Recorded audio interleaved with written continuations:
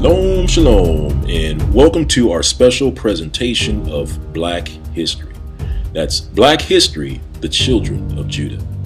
And shalom, brothers and sisters, it's your brother Benaiah Ben Israel. And today we're going to review Black history as you probably have never heard before. It's going to be comprehensive. And this presentation of Black history will fill in a lot of gaps that have existed over the years when it comes to the retelling of Black history, especially here in the States. So first, let's get started because we have quite a bit of territory to cover. So let's get started. Let's start off by first reviewing the common ways that we research history today. So when we research Black history today, many folks use tools such as Ancestry.com or FamilyTreeNow.com. And now, these tools are good because they have access to official government records such as the U.S. Census, marriage certificates, death certificates, birth certificates, enlistment records, and slave manifests, just to name a few. And using these records, we are often able to at least go back and research our history back through the 1900s and the 1800s. For example, when I was asked by my father to research the history of my family, I was actually surprised to learn that my family had fought in World War I, World War II, the Korean War, and also the Vietnam War. Of course, I knew about that because my father was an Army Ranger in Vietnam. And that was, something to be proud of. However, I was also able to go back a little bit further in the 1800s during the time of slavery. And I learned that my family also served as slaves in Opelika, Alabama, which, believe it or not, I believe it's less than 200 miles from where I live today. And it was sobering for me to know that I live, not too far from where my family probably toiled in the hot sun and didn't have a good time in Alabama. It was a sobering thought for me. But, kind of stepping back, I was at least able to track my history back to the 1800s. And this is where the line of history for most African Americans, so-called African Americans, go cold. Now, we are able to supplement some of that. We are able to use tools such as, DNA tools. And DNA tools some of them are good as far as telling you that, 10% of you is related to Nigeria. 30% of you're related to the Congolese. But it's not exactly what we're looking for, right? And then we also have the history that's taught in the public school systems today, which focus on the transatlantic slave trade, which it should. However, the transatlantic slave trade, that history usually only goes back to the 1600s. And so we're left with a history that only goes back to the 1600s, whereas other races or groups of people are able to go back much, much further than that. So from a Black history perspective, we are wanting more. Now, just to review some additional things that kind of play a part in Black history, over the years, we were given names to identify ourselves throughout our stay here, especially in the U.S. We were called African American, and some may be surprised to know that was a rebranding of a term that had been sporadically used before the 1900s. But of course, I think we give credit to Jesse Jackson for assigning the name African American to us here in the U.S. However, before African American was used, we were also called colored. And you can see that there's two different spellings of the word colored. C-O-L-O-R-E-D was first used in 1832, according to the Webster Dictionary, or C-O-L-O-U-R-E-D that was used in the 1600s. That goes back pretty far. And that's according to the Oxford Dictionary. However, if you look all the way at the bottom, we have the word Negro. And wow, look at that, 1555. And we're actually going to come back to the word Negro. I believe that word will help us identify true Black history for the so-called African American. But let's just take a note that the word Negro, goes back pretty far in history. So when we take a step back and look at the history of the so-called African American, we can see that for the most part, our history goes back to the 1600s. We can see that with the tools such as Ancestry.com and FamilyTreeNow.com. Those, at least for the so-called African American, those will take us back to the 1800s. And then we have some, some scholastic history books that'll take us back to the 1600s. But again, this doesn't go back far enough. There's missing history. In other words, we run into a roadblock, a brick wall, so to speak. And this is a brick wall that we've run into over and over again. Well, the time has come to go beyond this barrier. What we found in researching our history, we found that to get past this barrier, you need three things.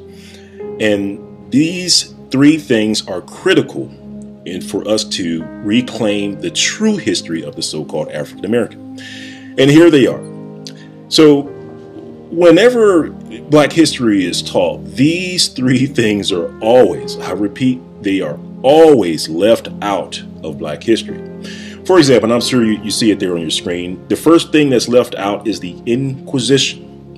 Now, you may be wondering, why would we include the Inquisition in Black history? Well, you may be surprised to know that the Inquisition occurred around the same time as the transatlantic slave trade by the same countries in the same places that the transatlantic slave trade occurred in against the same people. It's almost like a crime occurring. You had a suspect that was present in all the places that the crimes occurred, but no one questioned that suspect. And we know that that doesn't make any sense. So we're going to read references pointing out the placement of the Inquisition in Black history. And then the second thing that's always left out of Black history are the papal bulls and the edicts. Now, if you don't know what a papal bull is like it's a declaration that comes out of the Church of Rome. And a lot of these papal bulls are very significant for the so-called African American. I mean, we really do need to take some time to go back and read these papal bulls to understand what significance they have to the so-called African American.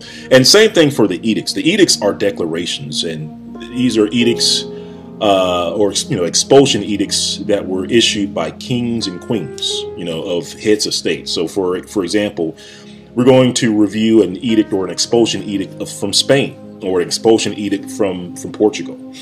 And we will see that these two play a direct role in African American history.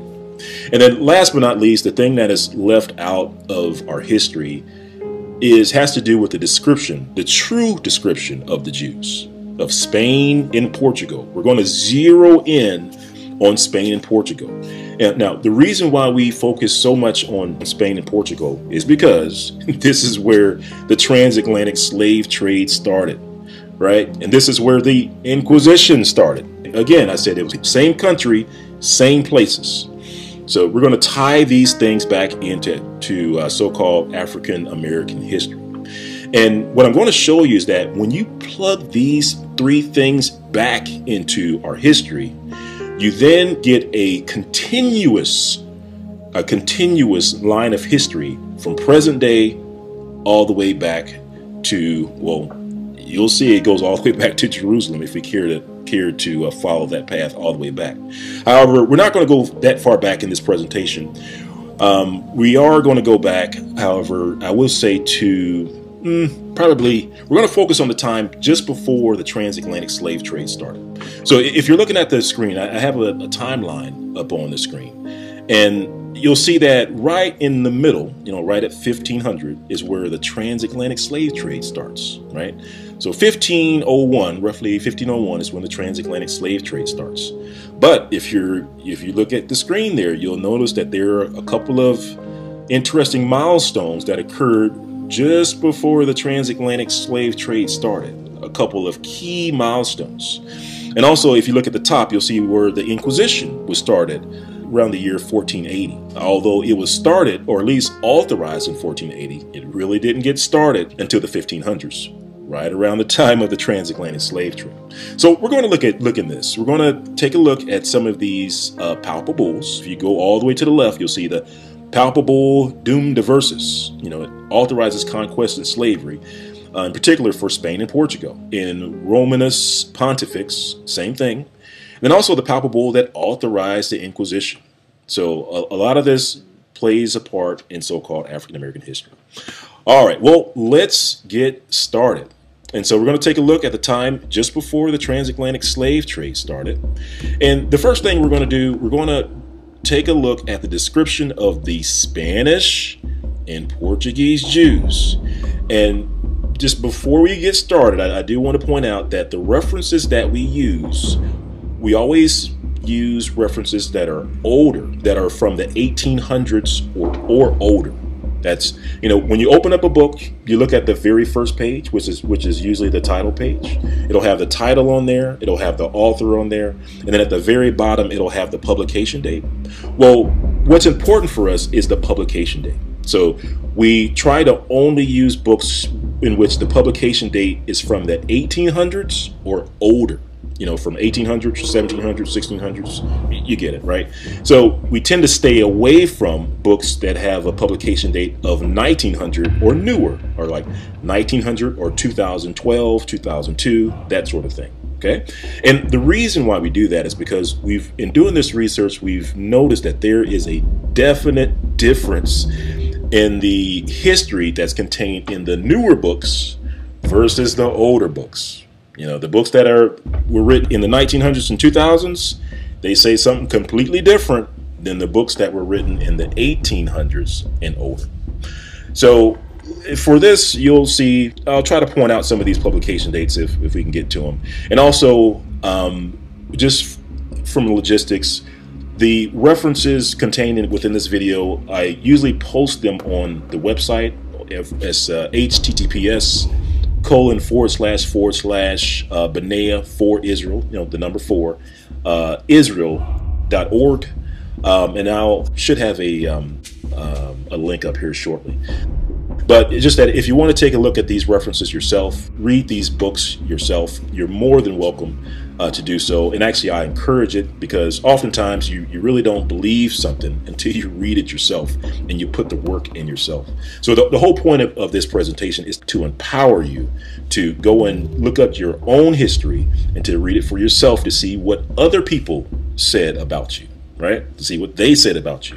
Because I didn't write any of these books, like all these books that we're getting ready to review in this presentation. None of them were written by Benea. Zero, none of these books, okay? So just want to put that out there before we get started. Okay, so let's get back to it. So first thing we're going to take a look at is the description of the Spanish and Portuguese Jews. The Spanish and Portuguese Jews. All right. So here's the first reference, and for most of these references, I tried to capture the title of the book and the author, and sometimes it's on the left-hand side, sometimes it's at the very top.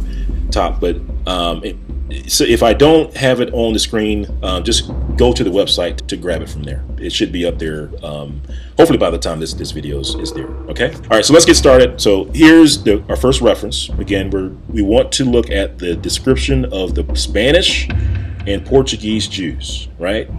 All right, here we go. All right, we're going to start at the top. We're going to read quite a bit of this one. So let's start at the top. It says, "Thus the Jews are a people who have ever, according to the prophecy, dwelt alone, without intermixing with the nations to this day. Now this separate race all descends from brown ancestors." I repeat, now this separate race all descends from brown ancestors. For Abraham, Isaac, and Jacob must have been as dark as Mar Yohanan, if not darker. Exhibit every shade of color, from the black Jews of Malabar, of whom we have such an interesting account by Dr. Claudius Buchanan, to the rose and lily complexion of the Jews on the banks of the Elbe. I believe that's in Germany. And let's keep reading. It says, "We need go no further than the Jews of southern Spain, and compare them with those of Holland and northern Germany, to perceive a very striking difference." Here we go. It says, "The Spanish Jew is always dark complexion." Okay, I think I need to read that again. It says the Spanish Jew is always dark complexion. In other words, it's saying 100% of the Spanish Jews are dark complexion. And think about it. How different is that than the picture of the Spanish Jews that is out there today? All right? Okay. All right. So that's our first reference. So we get an absolute here, which says the Spanish Jews is always dark complexion. So we're getting an idea of the black Hebrew Israelites, right? All right. So here we go. Next reference. Their title is at the top. Just go back and say, go back and check the website. I won't read the title for each one of these to try to speed it up.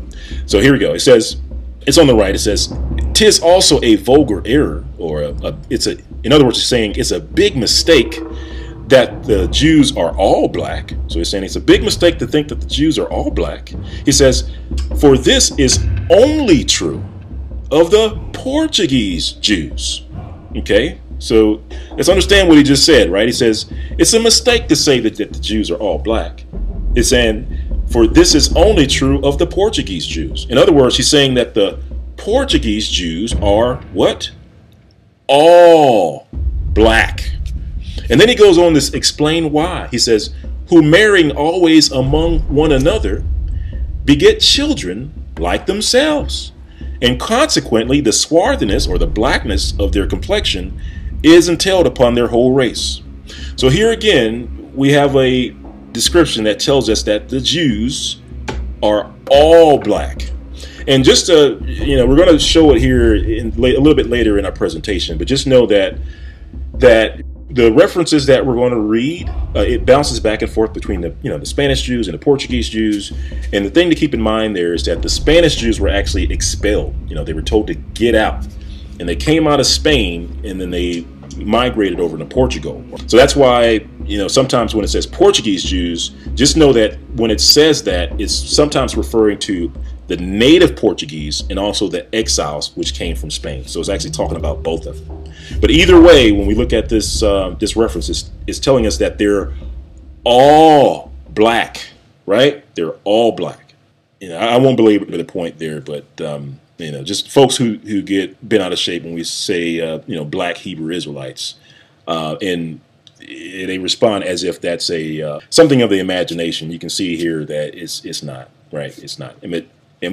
I literally have over 50 of these. I want to say I stopped counting after a while, but I believe it's over 100 of these references, in particular that focus on the Portuguese and Spanish Jews. But I'll spare you those references, and I believe in here I only have about 10 or so. But there are more of those references around, so be assured of that. All right. Okay, so let's go over to our next reference, and for this, let's see.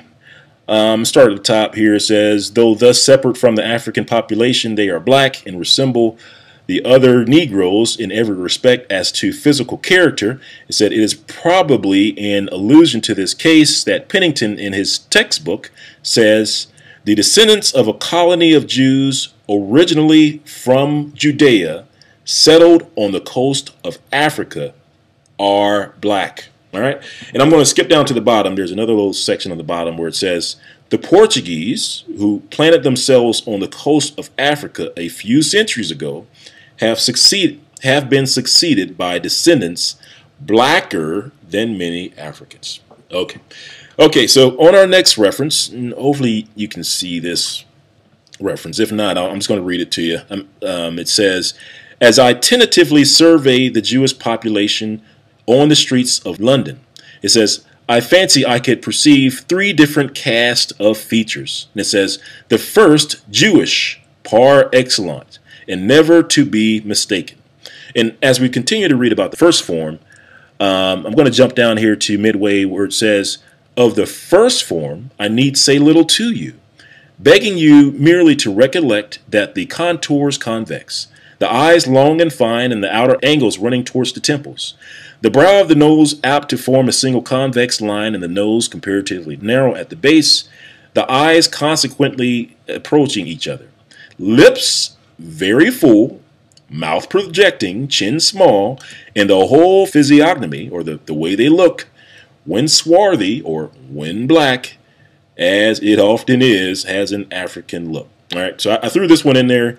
this reference in here because it's a good reference to show that the Jews have an African look. Because sometimes we do get people that say, okay, all right, so we give up. We'll admit the Jews are black, but they don't look African. So I threw this one in there to kind of put that argument to bed. No, they did look African. All right. Okay, so let's keep going. This is just another one to kind of squash some of these arguments that come up from time to time. And this one comes from, I want to say, Hugh Clapperton, who spent time over in West Africa or North Africa. And when he interacted with the sheik on the west coast of Africa, and he recorded the conversation, and it went something like this, where he asked, or it says, I have read of you, and this is the sheik speaking back to Clapperton, where he says, I have read of you. You are better than Jews. He said, are Jews white like you? And then Clapperton responds, no, replied I, rather more like yourself, very dark, right? So again, I just want to show that using these old references, they understood that these Jews were dark-skinned. All right? Okay. All right, so let's move on. Let's get back to our Portuguese and Spanish Jews. And here we are. It says, I'm going to read just above the red line there. It says, well, I guess I can start at the top. It says, in regard to the human race, it has been shown abundantly and historically that each of the external differences often ceases to be characteristics. He says, thus, the black color is found not only in individuals as the black Jews of Portugal. So again, the Jews of Portugal and Spain are black, or very dark complexion, right? All right, let's keep it moving. All right, next one. This is a reference from a Jew himself. I believe it's Spinoza, and Spinoza is describing his own race, and he says, as he goes on with the description, it says he was of a middle size. He had good features in his face, the skin somewhat black, and let me slow down here. The skin somewhat black, black curly hair, long eyebrows, and of the same color, so that one might easily know by his looks that he was descended from Portuguese Jews. All right. So again, Spinoza goes on to show us that people knew that when they looked at a black man, that they knew that he was descended from Portuguese Jews. In other words, they associated the characteristic of the way this person looked to a Portuguese Jew. Okay? All right, so let's keep going. Let's read some additional references. We got, let's see how far do we want to go back on this one. Okay, again, we'll start at the top. It says, with reference to the characteristic of color, which are extreme, we have now the opportunities of knowing how much that color is the result of the influence of climate. We know it more particularly by the most invaluable mode of testing such influences which we derive from the peculiarity of the Jewish race. And it says, for 1,800 years, that race has been dispersed in different latitudes and climates, and they have preserved themselves distinct from intermixture with other races of mankind. There are some Jews still lingering in the valleys of the Jordan, have been oppressed by the successive conquerors of Syria for ages. It says, a low race of people, and described by trustworthy travelers as being as black as any of the Ethiopian races. Again, these Jews were described as black. All right, and let's keep moving. I got another reference here. Just trying to drive home the point that these Spanish and Portuguese Jews were black. And let's see here. I guess we can go directly to the underlined line where it says, the Jews of Portugal are very dark. Okay? So hopefully we're establishing a pattern. And here's another one. I like this one. This one's from John Mackey. This one's from the 1700s. Page 26. I think it's like halfway down. It's like the second or third paragraph. And it says, and he's describing the, think like a Duke of Nottingham. And he says, he hath also the exterior air of business, and application enough to make himself very capable. In his habit and manners, a very formal, a tall, thin, very black man, like a Spaniard, or Jew, about 50 years old. All right. So again, this is talking about a Spaniard. You know, this guy's like he's very black, like a Spaniard or a Jew. Okay. All right. So hopefully we've read enough references to show you that these Spanish and Portuguese Jews are, and are still today, black Jews. So if you're doing research on the Jews in Spain and Portugal and you kind of type it into Google and you get back something that's not always dark or all black, then you know that it is a lie, right? You know that it is a lie because according to the old references, they are always dark complexion. Okay? Okay, so now that we've established color of the Jews, so that when we read through these references, I want us to be able to picture in our mind, you know, who we're talking about, okay, who we're talking about. So let's move on to our palpables and edicts. And really, for this section, we're going to focus more on the expulsion edicts.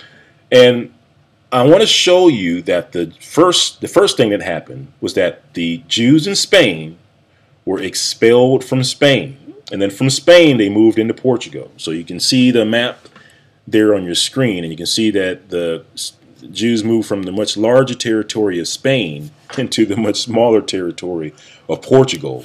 And that resulted in a large number of Jews in Portugal, which is significant because this is what happened just before the transatlantic slave trade.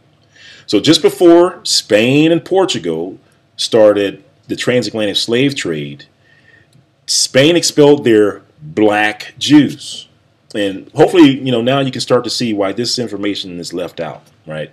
And also, you may want to ask yourself, how come this information isn't known? How come we're not talking about it? But I'm going to show you that this information is actually in several places. It's in several places, right? So let's take a look. So first thing occurs, Spain kicks out their Jews. And let's take a look at a reference here. It's called The History of the Inquisition, right? And I'm going to start here, probably the third line down off to the right, where it says the number of those who were thus banished from Spain, you know, kicked out of Spain, were 400,000 Jews, according to Ruchelin and others. All right, so some are estimating the number to be almost 500,000. But then it says, Mariana says, it's not easy to reduce them to any certain number. He says, most writers affirm that there were 170,000 families. So now we're talking about groups. So one was talking about individuals, you know, 500,000, almost 400,000 individuals. Now we're talking about families, which is a smaller number. So 170,000 families that departed. It says, others say there were 800,000 persons. So 800,000 individuals, almost a million, 200,000 short of a million Jews. I repeat, black Jews were expelled from Spain. And it says a prodigious number, almost exceeding belief. So you got to wonder, you almost have a million black Jews that were expelled from Spain. How come we haven't heard about them, and where did they go? So just before the transatlantic slave trade, let me get this. Let me paint the picture. Just before the transatlantic slave trade, because what I didn't read was the date at the top. So on the second line, you'll see it says at Granada in 1492, right? So the transatlantic slave trade started in 1501. So we're less than 10 years before the transatlantic slave trade started. Spain kicks out almost a million black Jews. And the reason why they kicked them out, now I guess we'll read it here, but I'll go ahead and spoil it, was because Spain gave their Jews an ultimatum. They said, either convert to Roman Christianity or get out. And you can see that almost a million Jews, or 200 short of a million, decided to get out rather than to accept the Roman version of Christianity. That is powerful. So, but again, we gotta answer the question: where did all these Jews go? All these black Jews who were all black, who were, always of a dark complexion, right? Remember, we read that first. It said they're always of a dark complexion. Where did these people that were always of a dark complexion, who are all black, where did they go? All right, well, let's keep reading, see if we can find out.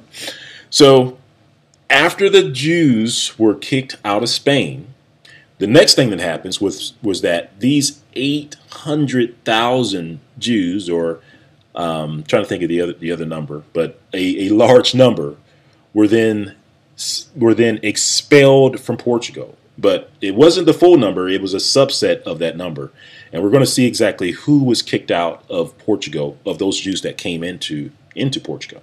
So let's read about some history about what happened when the Jews came over into Portugal. All right. So in this first reference, we're going to read a reference from the official chronicler of King John II. So this is somebody that actually holds a position in government, right? His name is Garcia de Resende, and it goes on to say, and this is on page 17, it says, he reports on one of the methods to populate this island, and he's talking about St. Thomas on the west coast of Africa.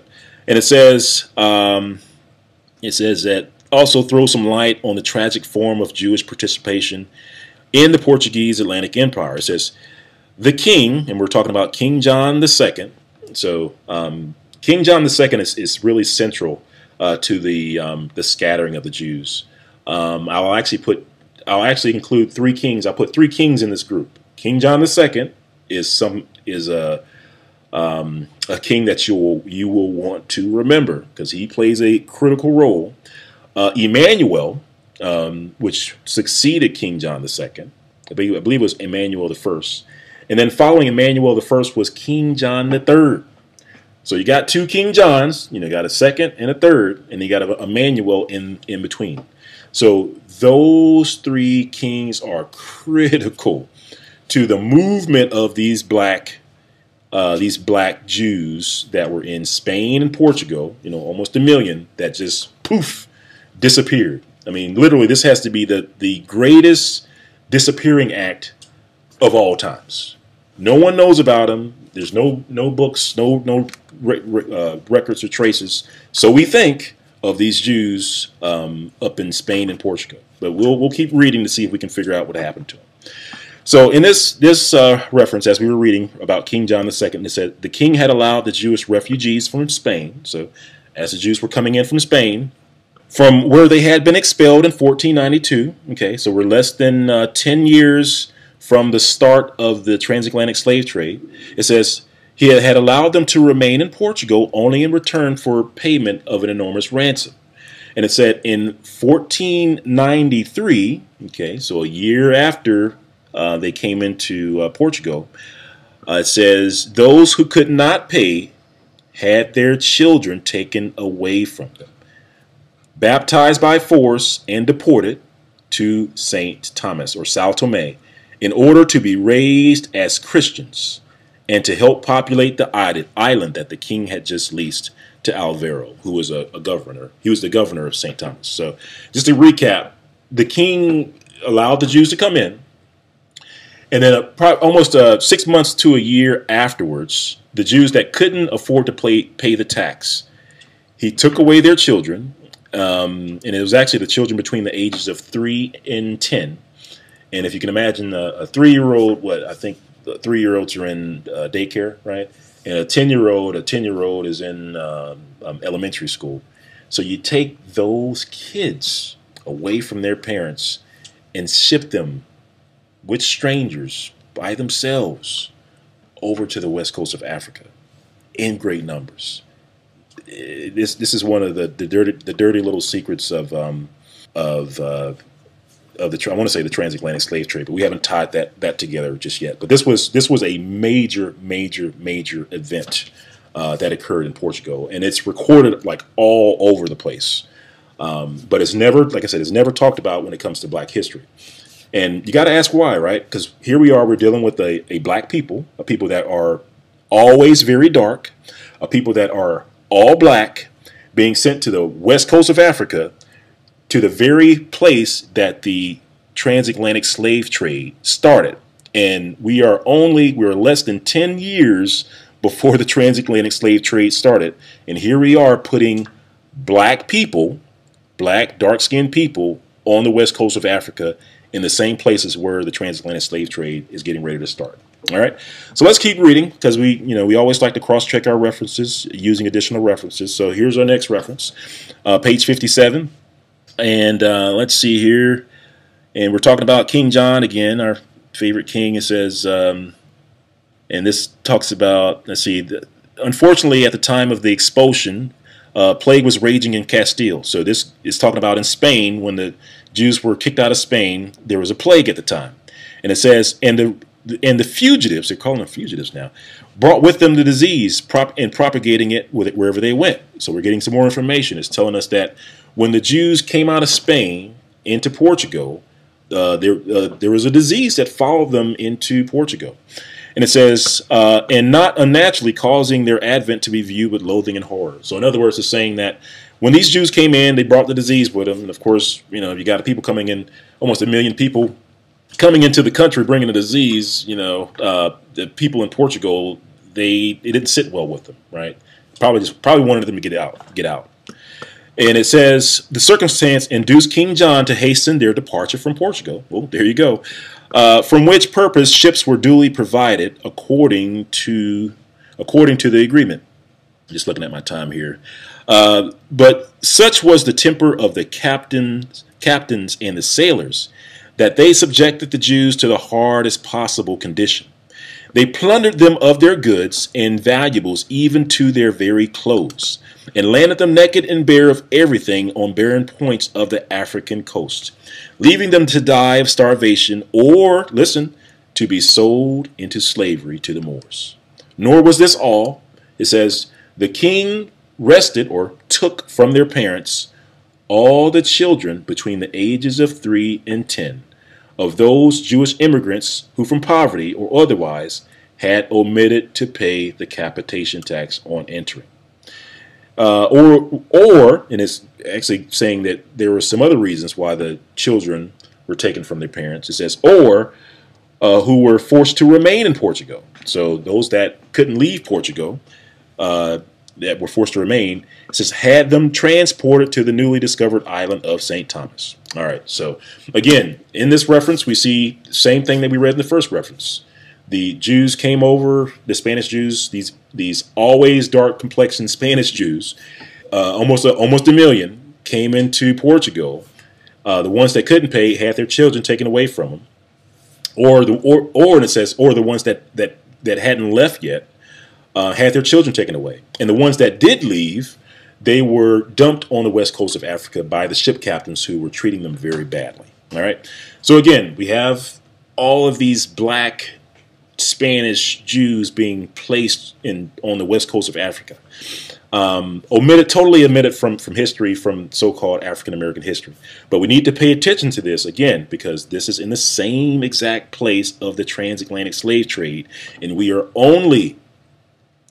less than 10 years before the transatlantic slave trade kicks off. All right, so let's keep reading. And let's see here. I'm going to read the whole thing on this one. Why not? It says, the Jews after the admission into Portugal were no less unfortunate than the other exiles from Spain. It says, in the year 1493, when King John II conferred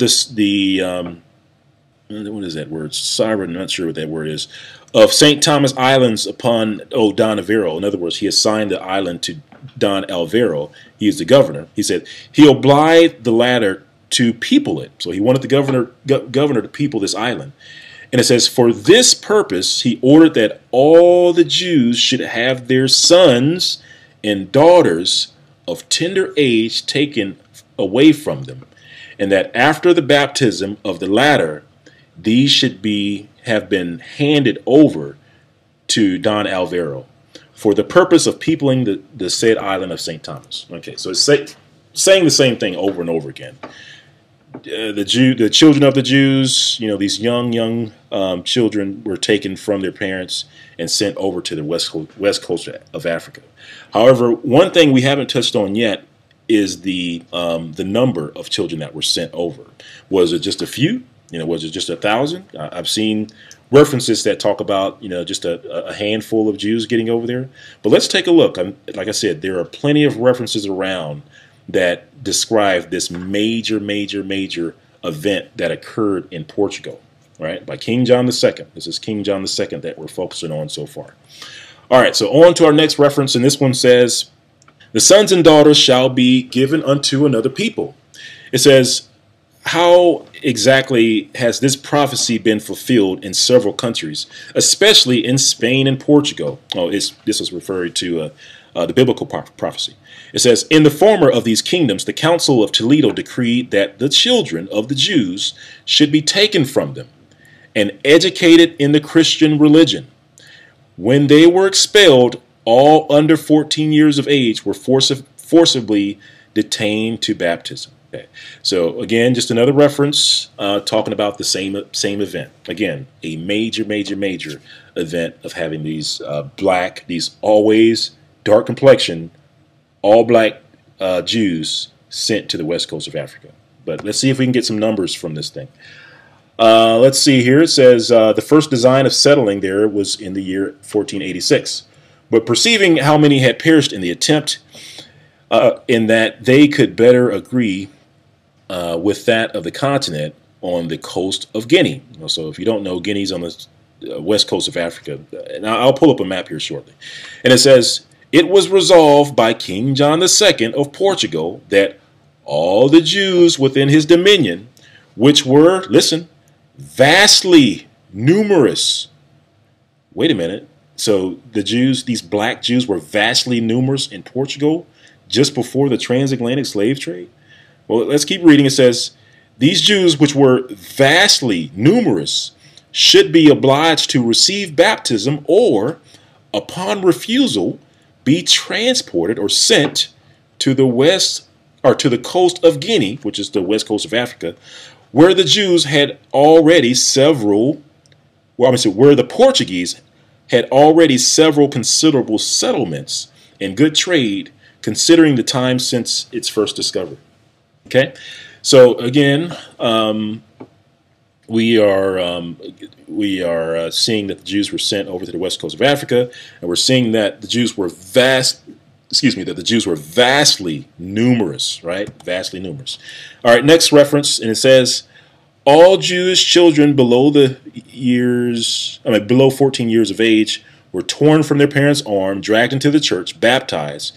Those under 3 years of age were given to Christians to receive a Christian education, or in other words, to be raised as slaves. And we're going to come back to this here, because another point too was that these Jews were taken from their parents, and the whole purpose was for them to become Christians and to be raised as slaves, right? And again, what I tell folks is, these are my words.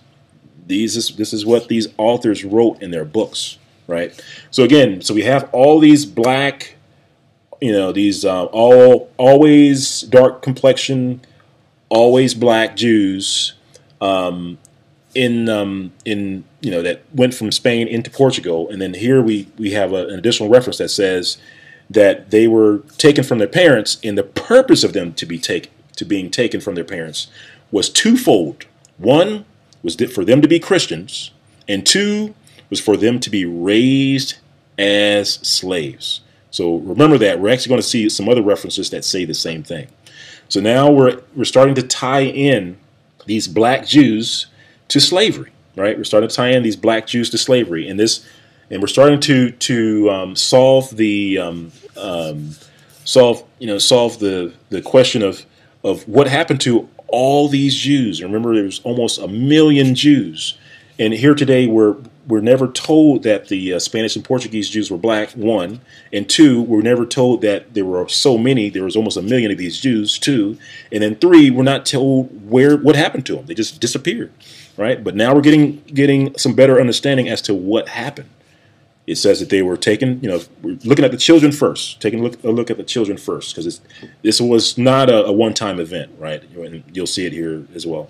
But, first we're dealing with the children. Children were taken from their parents to be raised as Christians and slaves. And it goes on to say that those between the ages of 3 and 10 were put on board of a ship and conveyed to the newly discovered unwholesome island of St. Thomas, right? All right, so same thing.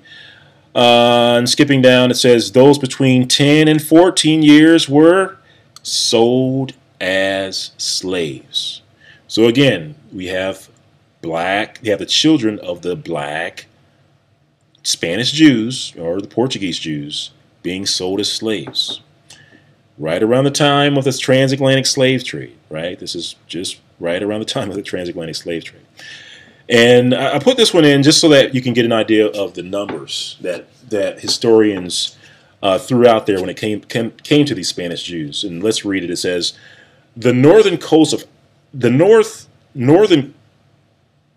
of Africa and the inhabitable regions inland were full of Jews of Spanish descent.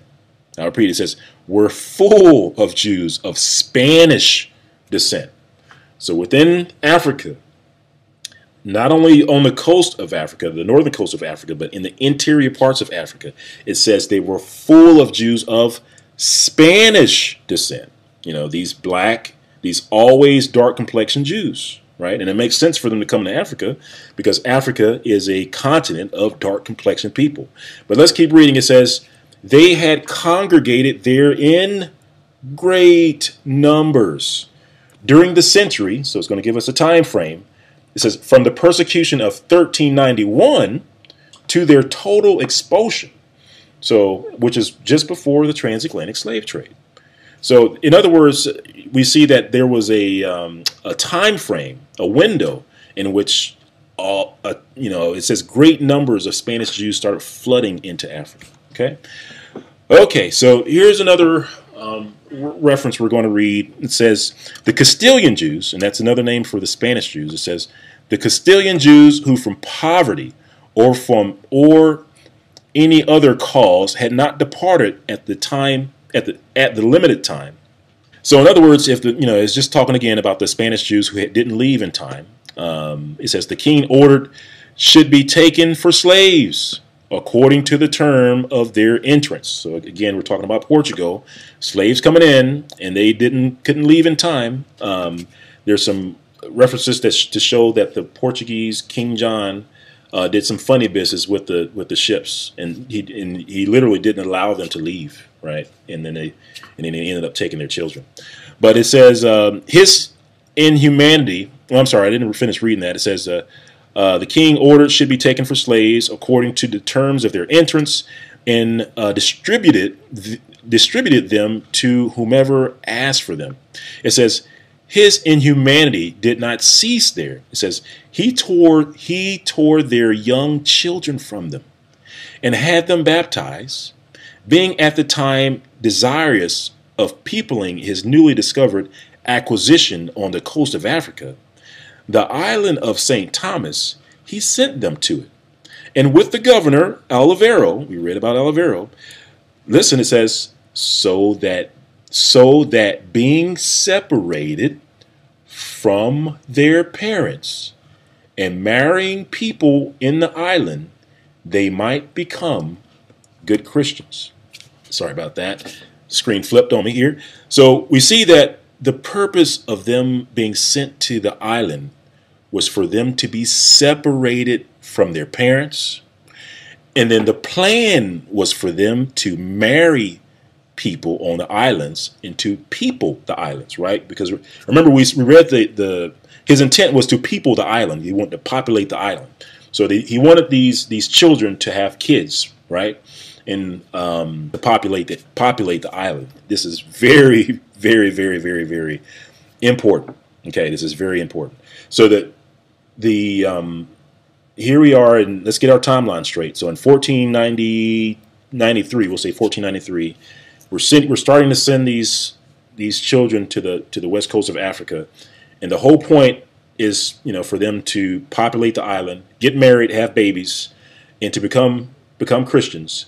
And also keep in mind that so-called African Americans today, that the unique characteristics of so-called African Americans today is that we don't know our history. And you have to ask yourself, how do you get people to a point where they don't know their history?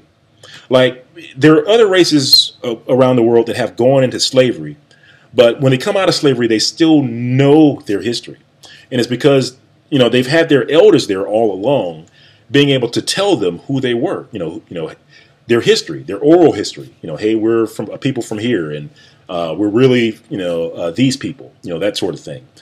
But it's when you separate children from the elders who are able to teach history is when you start to develop a people who don't know their history, right? So that's why I say it's important to see that the kids were separated from their parents, and when they were separated from their parents, they were actually being separated from their history, and this explains a lot with so-called African Americans. However, we haven't really tied it back to so-called African Americans just yet, using these references, but we will here soon. So let's keep reading. Okay, so far we've read about the expulsion of the children under the King John II to the west coast of Africa. Now let's talk a little bit about the Inquisition. So here we are. We're talking about Ferdinand. I think it's a king and queen of Ferdinand was a king of Spain at the time. And it says, let's see. It says, and Ferdinand subdued the Moriscos and subdued the Moriscos, the descendants of the above Moors. It says many thousand were forced to be baptized or burnt, massacred, or banished, and their children sold as slaves, besides innumerable Jews who have shared the same cruelties. All right, so we're talking about the Jews and the Moors. Let's see, chiefly by the means, oh, I'm sorry, I stopped too short. It says, besides innumerable Jews. So when it says innumerable, a lot of Jews, right? If something's innumerable, you can't count it because there's so many. And it says, innumerable Jews who have shared the same cruelties, chiefly by means of the infernal Inquisition. Okay, so that's why I put this references in here, just so that you can see the Inquisition also enslaved the Jews and also actually placed them on the west coast of Africa. And just a quick note about the Moors. There are references that also show that the Spain and Portugal ended up showing leniency to the Moors, or mercy to the Moors, because they were afraid of the reprisals, or the what's the word I'm looking for, of the payback for any cruelty against the Moors in Spain. They were afraid that their people in other countries that the Moors were numerous, that they would be attacked. So they didn't really do the Moors the same way that they did the Jews. The Jews were above and beyond persecuted, well above what was ever done with the Moors. They were actually pretty lenient to the Moors. Okay, so let's keep reading. And on our next reference, it says, let's see here, and this is another one about the Inquisition. You can see the word inquisitors in that top paragraph, but we're going to drop down to the second. And this is a person about a Jew that's refusing to accept the Roman version of Christianity.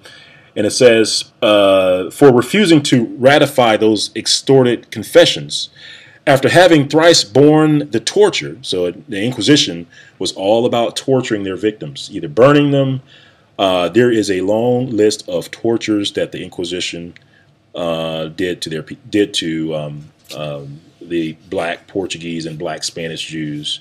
I won't go into that detail here in this presentation, but just know that there is a long, gruesome list of tortures that were carried out against these black, always black, always dark complexioned Jews. And yeah, it was pretty bad. Actually, just a quick note about the Inquisition. Oftentimes when people try to explain or compare the transatlantic slave trade. Sorry, I got lost there. But when people try to explain the transatlantic slave trade and compare it to something like, the people being stuffed in the ships and living in their feces and being whipped and starved and all, and being boiled in sugar and batch in oil or whatever, having their arms hacked off, as some of our brothers have pointed out in their videos. The one event that the transatlantic slave trade is compared to is often the Inquisition. Like when they say that, like the transatlantic slave trade was so bad, it was almost like the Inquisition. Like only the Inquisition compared to the transatlantic slave trade. And when you think about it, and what we're going to show here is that they both went on at the same time, carried out by the same people, against the same people. So not only did the Jews have to go through the transatlantic slave trade, which we haven't proven 100% yet, but that we will, but they also had to go through the Inquisition. So this was truly a time for Jacob's trouble. People don't usually tie this back to Jacob's trouble, but I think it's partly because people don't know what happened in both the Inquisition and the transatlantic slave trade to be able to see that this was a very bad time for the children of Judah. Okay, all right. So let's get back on topic here. Sorry, guys. So remember, the reason why we're reading this reference is to show that the Inquisition also placed the Jews on the west coast of Africa. So we're picking this reference up. This Jew is refusing to accept the Roman version of Christianity, and it says for refusing to ratify those extorted confession after having thrice borne the torture, which was as often as the rule of the Inquisition allowed. She was condemned. She was condemned to be whipped through the streets by the common hangman, and then to be banished for 10 years to the island of Principe, which is on the west coast of Africa. On the west coast of Africa. Well, there you go. So again, just want to show you that the Inquisition was putting Jews on the west coast of Africa as well. So on one hand, we have the expulsion edict of King John II and other kings that came after him that put the Jews on the west coast of Africa. And we had the Inquisition that was putting Jews on the west coast of Africa. These always dark complexion, all black Jews on the west coast of Africa. Again, I have to ask a question. Where did they go? Right? Where did they go? Poof, disappeared, right?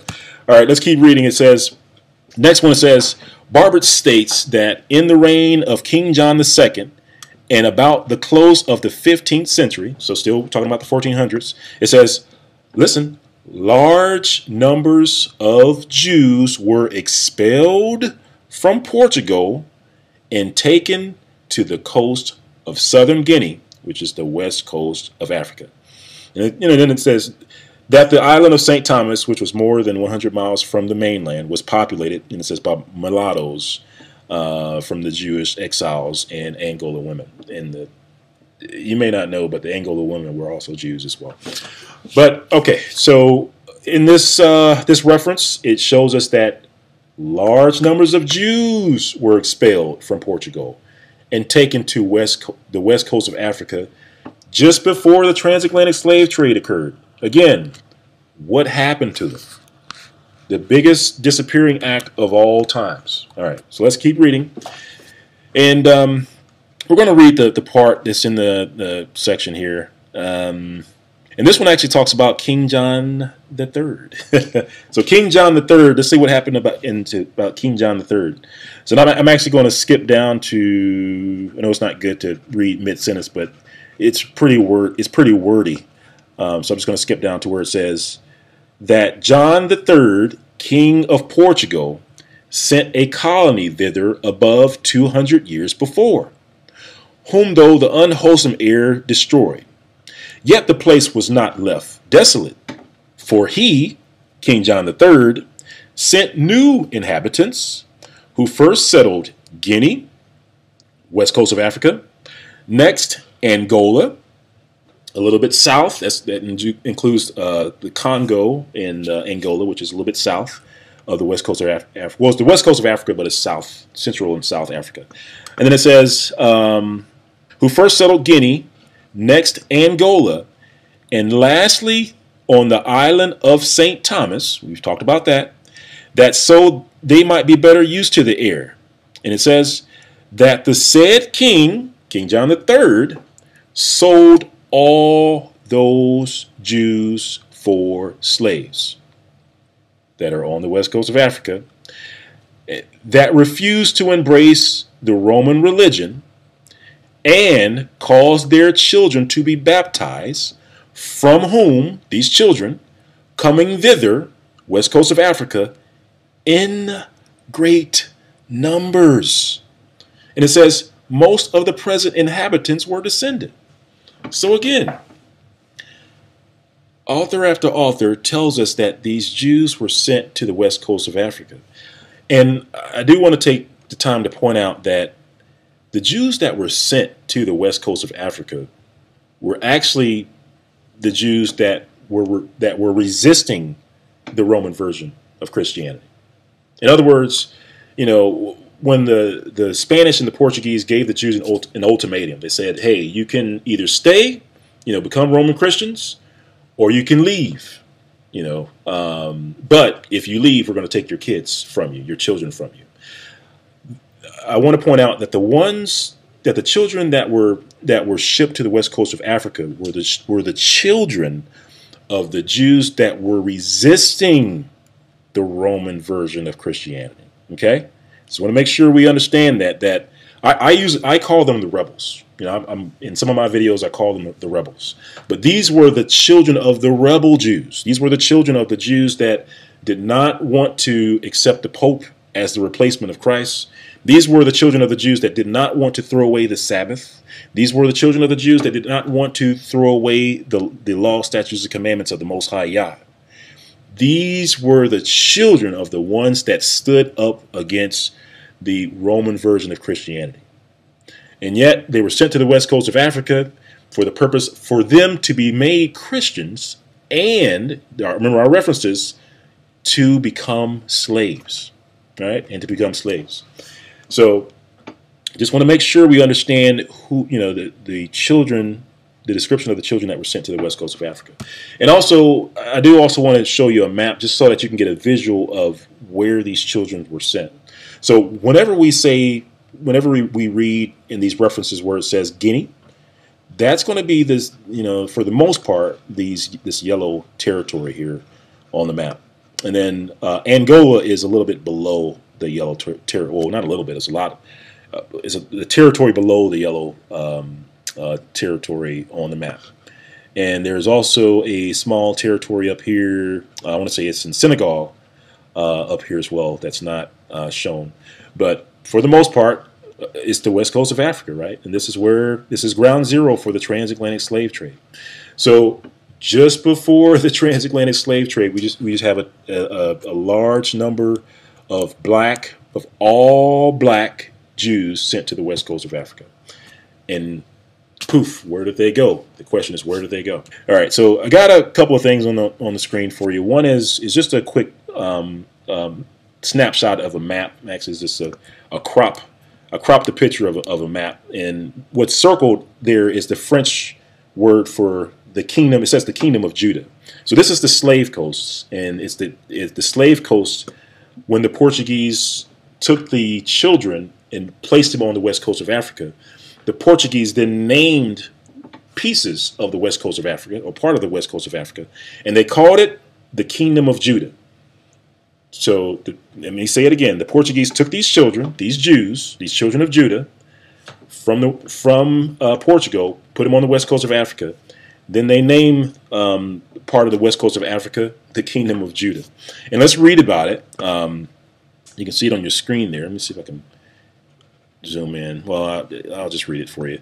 And it says, east of the Popo begins the Dahomey territory guarded by the important town of Gliwice. It says, known to Europeans by various names. And I'm going to skip here. It says, the old writers called it Judah, and its inhabitants were said to be Jews, while the neighboring river Alala, whose real name is Ephra, became the Euphrates. I do want to point out here is that when the Jews were placed in different places, we have a habit of the Jews naming things after the places where they come from. So we know that the Euphrates River is close to Jerusalem. So when these Jews were placed on the west coast of Africa, they didn't name the river the Euphrates. And you can actually see it. I don't know if you can see it there, but there's a yellow circle.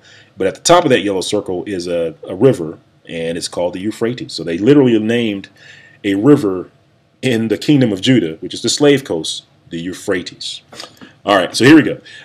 So what happened to these Jews? It says the old writers call it Judah, and its inhabitants were said to be Jews. Okay. And it says, the neighboring river, the Lala, became the Euphrates. It says, listen, it says, during the flourishing days of the slave trade, the transatlantic slave trade, it says, from 16 to 18,000 were annually transported from Judah, as the Portuguese called this place, right? And also, I want to point out that Judah, there's two. I've seen people try to debunk the word Judah here. It is in fact Judah, right? Because we see that the Jews there, and they called it Judah. And actually, Judah, if you look it up in Google translation, does mean Judah. It also means help, but it does mean Judah. And in this reference, it's calling it Judah. But let's keep reading. It says, during the flourishing days of the slave trade, from 16 to 18,000 were annually transported from Judah, as the Portuguese called this place, which at the time had a population of 35,000. So that place had a population of 35,000 Jews at the time, and each year they were, and of course they were having kids and stuff like that. But you can see each year they were taking out 18,000, 16,000, right? A lot of Jews were taken from from the kingdom of Judah and shipped via the transatlantic slave trade. And then I believe this is the last reference, which speaks about the Jews being on the west coast of Africa. And this is one that was in French, and I had to translate this one. And actually, I give credit where credit is due. I think one of the brothers had translated this one, and came behind him and did the same thing as well. But he was the first to share this out. But it says the same thing. It says, Wida, Judah, is an ancient city frequented since the 16th century by the Portuguese slavers, who gave it its name. So, just want to point out that it was the Portuguese who gave this place, who gave the kingdom of Judah its name. After all, they were the ones that placed the children on the west coast of Africa in the first place, right? And it says its inhabitants were called Judaic, right? And indeed, they were regarded as a remnant of the scattered tribes of Israel. Okay. All right, so let's do a recap. Let's recap what we've learned so far, what we've read so far. We've learned that the Portuguese placed the Jews on the west coast of Africa. And I lumped 3 kings into that, and of course it may be more, but it's just that what we've studied so far is King John II is the one that kicked it off, taking the children from their parents, putting them, in great numbers on the west coast of Africa. We also read a reference from King John III, who also placed the Jews on the west coast of Africa in great numbers. So it looks like there were multiple waves of children being placed on the west coast of Africa. And then we followed that up with references to show that these children were indeed made to be slaves and then shipped out, of course, through the transatlantic slave trade. One of the places that the children were placed was called the Kingdom of Judah. It was named that by the Portuguese, who were sending them there. And then it also told us that they were sent out as slaves. Okay. All right. So now that we've read about the expulsion edicts, and we also read just a little bit about how the Inquisition also put the Jews on the west coast of Africa, and we read about the Jews being made slaves, let's take a look at a few things. I want to ask you a question. What did they call these Jews? Let's think about that for a moment. So these Jews were taken from Portugal, placed in Spain. My question is, what were these Jews called? All right, so if you're stumped, like most folks are, let's take a look. Let's start off by, remember we were looking at that word Negro at the very top, at the beginning of our presentation. So let's take a look at the word Negro, and we're going to look at the definition of the word Negro in the Oxford Dictionary. And it says, Negro, it means a member of a dark-skinned group of people originally native to Africa south of the Sahara. Okay, so in other words, Negro means a person, an African person, a dark-skinned African person, right? A native, I'm sorry, a native dark-skinned African person. But then if we keep scroll all the way down to the bottom, it says usage. It says the word Negro was adopted from Spain and Portugal. And then it says, and first recorded from the mid-16th century, so during the 1500s. So in the 1500s was when the word Negro meant a native African dark-skinned person. Okay, but let's like we always like to cross-check our references. So let's cross-check that with Webster's. So Webster's dictionary says pretty much the same thing. It says Negro, a member of a race of humankind native to Africa, and classified according to physical features such as dark skin pigmentation. Okay, pretty much in the same in alignment with the Oxford Dictionary. And we're going to take a look at the usage that the first time it was used according to the Webster Dictionary. And it says, wow, look, it's giving us an exact date, 1555. So according to Webster, in 1555, the word Negro was first used to mean a native African. It was in 1555. So I'll tell you what, let's take a look at the reference that Webster was referring to. So we're going to go to 1555. So this, what you're looking at is a book that was written in 1555. You can see it, I have it underlined, right? It says publication date 1555. And what I underlined for you is the first time that the word Negro was used to refer to someone that was a native African, right? So the first time that the word Negro meant a native African was in 1555. And look, it's referring to someone that was in Guinea. It says Negro de Guinea. Okay, you got it? So the first time it was referring to a native African was in 1555, and it referred to a Negro of Guinea. All right, so let's keep going. Let's keep going because we want to dig in a little bit further. So we went to the etymology online to look up this word Negro. So again, we're seeing the same thing. Negro, 1550s, means a member of a black skin race of Africa, right? 1550s. But before the word Negro meant a member of a black skinned person of Africa, let's go up one box.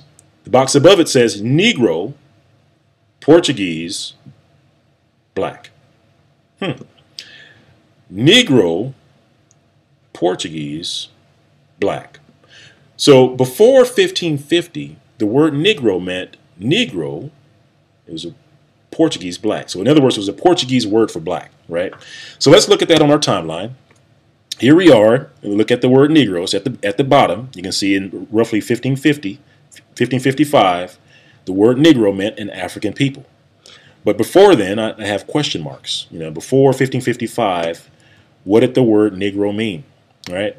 And just to take a look at the timeline before 1550, we have a couple of things happen, right? We had the Jews being expelled. We haven't really talked about the palpables, but the Jews were at least expelled from Spain right before the transatlantic slave trade, and they were placed on the west coast of Africa.